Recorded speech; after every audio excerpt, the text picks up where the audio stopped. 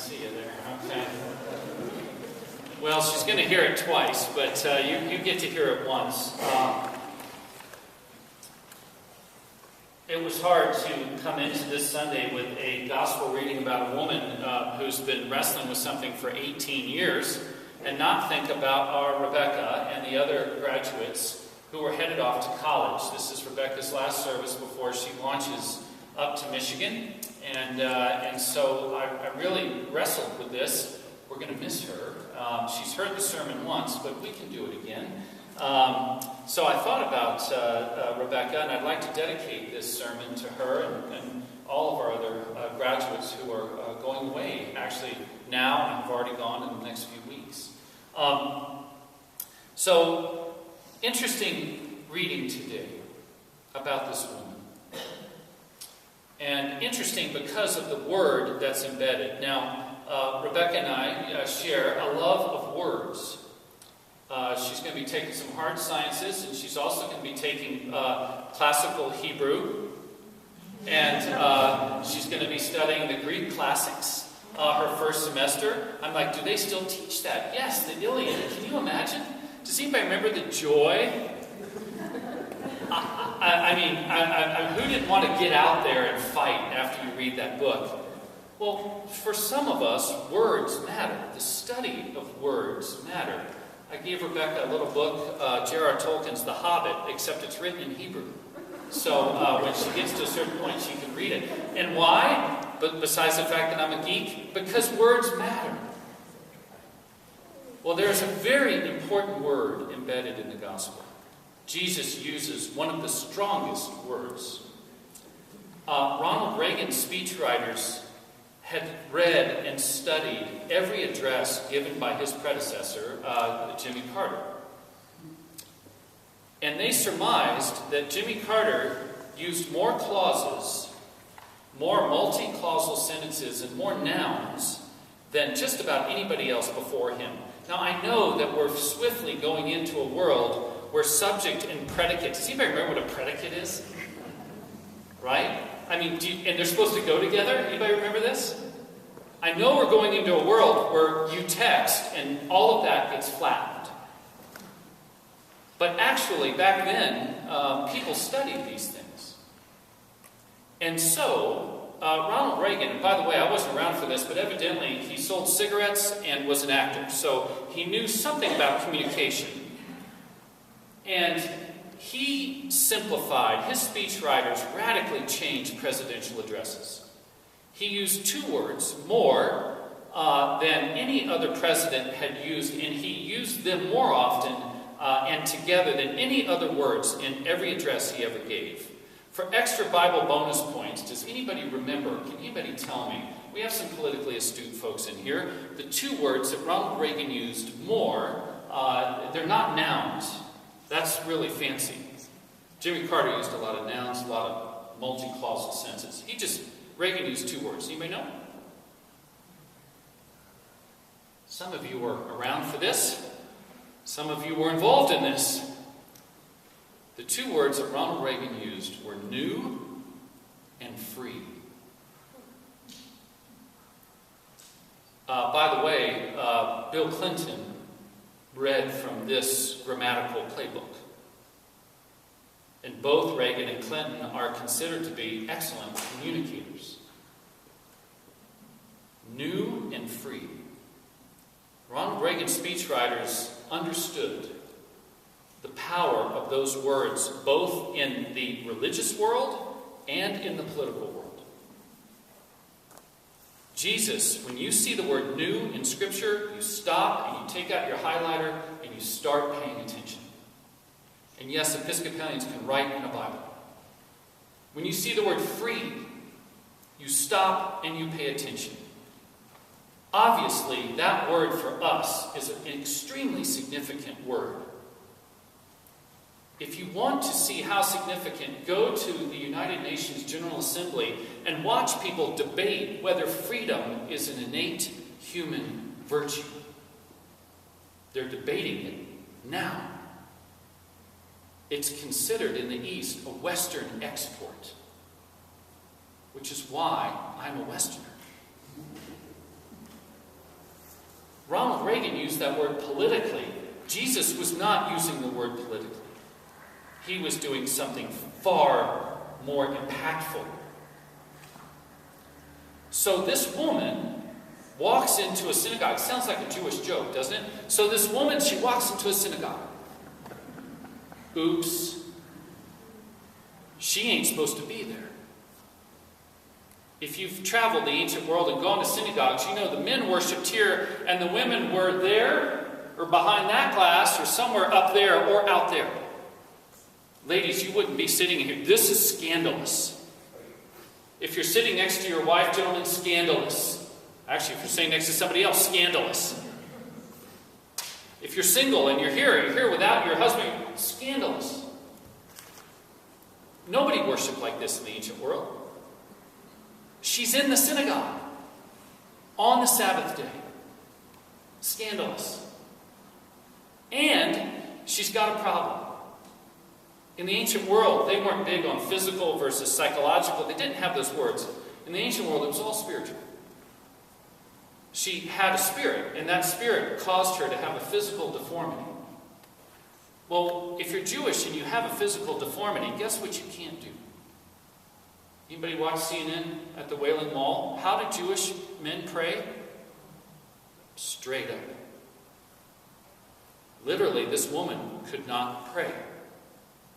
Prayer was not something you did in your head up on a hike. Prayer was something you did physically, standing up in a certain posture. Praise was like this.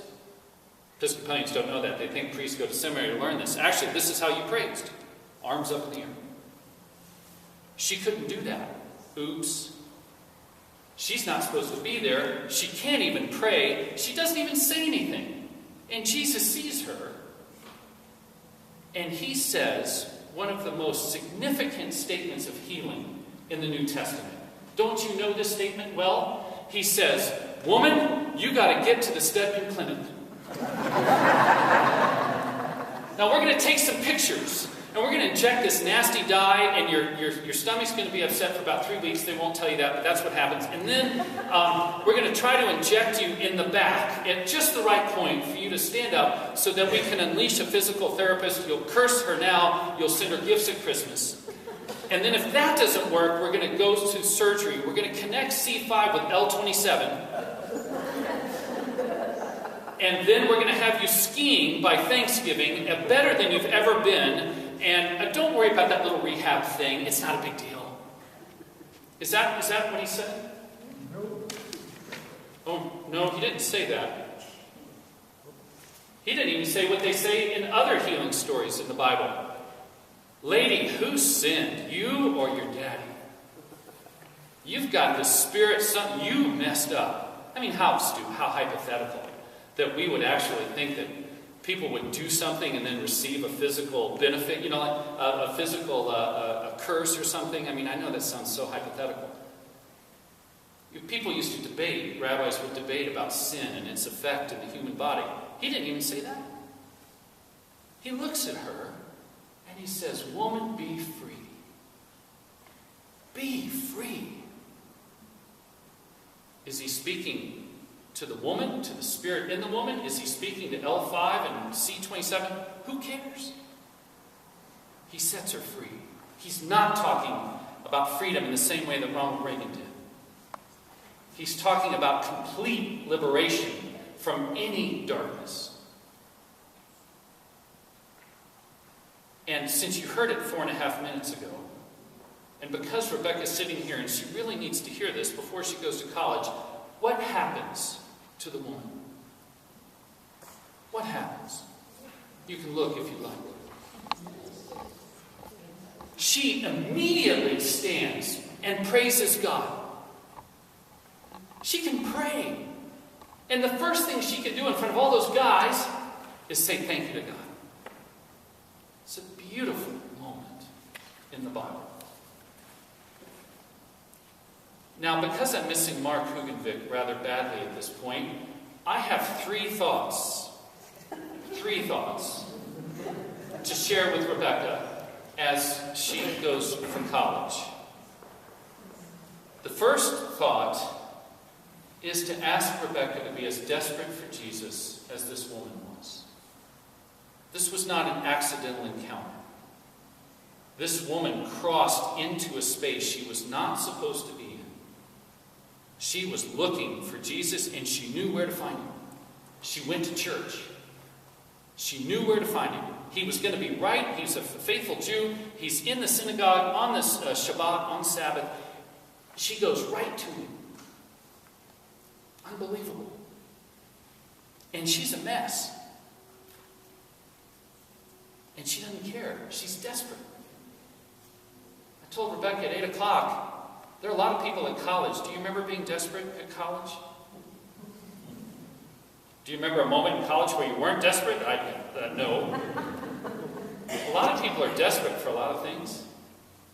Well, I wish there were more people desperate for Jesus. More people desperate to bring those dark spirits to him. Somehow in the church we've gotten this idea that it's not okay to bring the things that we wrestle with. It's not okay to get hunched over, physically, spiritually, or any other way. We've got this idea somehow someone can do spiritual surgery on us. When I pray with people, I've been praying a lot of healing prayer lately for people. I pray the way I was taught. Doctors can diagnose and surgeons can operate, but only God can heal. God is the great physician of our souls. Is there anybody here that has brought a dark spirit? You don't have to be physically hunched over to suffer 18 years. I have them. Don't you? I wish that we were more desperate to bring that part to Jesus, so we could bring that part into light and love and healing and wholeness. I want to send Rebecca and our other young adults into college so that they know to be desperate for Jesus in a world that's desperate for every other thing and not knowing where to turn. The second point that I made to Rebecca this morning is what the woman does. She stands up and she praises God. She knows where her healing has come from. It's the first thing she does. Now, most of us trained in liturgical churches, if you're Roman Catholic by background, or Episcopalian, or Methodist, or Presbyterian, or ambivalent, most people will sit in church and the sum total of their physical sense of joy is expressed like this: peace of the Lord. Or, in a moment of sheer transcendence, they look like this. Now, that same person, if you take them out to a golf course and they hit a really good shot, a shot that they've paid tens of thousands of dollars to learn, those same people will look like they've been at a Billy Graham crusade. Look at that shot! I can't do it fully. Look at that shot! Yeah! Woo! Would anybody come into church and say, look at Jesus! Yeah! Woo! I mean, we go to 3 years of seminary to have the moral courage to stand in front of people, face you, and do this. My mom used to say, don't do this. If you do this, you're asking like at the Villar Center, where's my seat? Okay? Mom said, if you're going to be a priest, do this. Was me, pray like that woman did. Arms out and wide. Thanking God. Being grateful for the healing, the gift that we've been given. No holds barred. It's the first thing she did. It's a beautiful picture to send Rebecca to college and all of our other young adults and say, praise and thank Jesus like this. Not organic chemistry, but anywhere else. Just like that. To be thankful to God. To be connected with Him. The last thing is, that I said to Rebecca at 8 o'clock, is what does the leader of the synagogue do? Doesn't he fall down with tears of joy? He's so deeply grateful that God has shown up in his synagogue in this healing moment.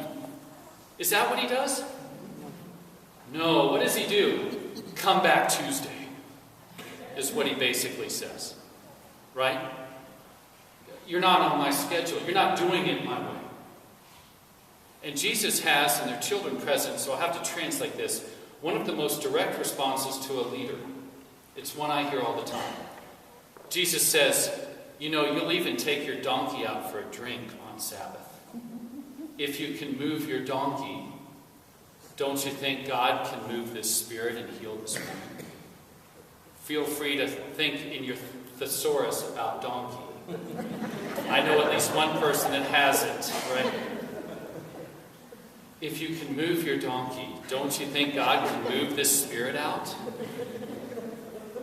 Children love the blue notes right now. Jesus said, seriously? Can you hear his tone? Really? Really? You're the leader of the synagogue and you can't get this? And I told Rebecca and I told Carl, who was at church this morning, they're going into a world where the leaders don't get it. The leaders are not getting it. I put myself there. We're not getting it. The people get it. What do the people do? They're rejoicing. They're praising God. And the leader of the synagogue says, come back on Tuesday. And I told Rebecca, she needs to get it.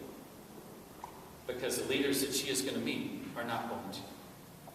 And if the 21st century is going to be a century in which God is expressed, we need Rebecca to get it. Boy, do we need you to get it. About God and what he does. About how Jesus acts. Friends, maybe Rebecca, I asked Rebecca and Carl this morning to take this woman to college with them. To take her on that next journey as a model. Maybe if you're not going to college, maybe you and I could still take this woman as a model. To listen and to learn and to watch how desperate she is. What she does with the healing that she's given. And to be someone that actually gets it. About God and his love. In the name of God, Father, Son, and Holy Spirit. Amen.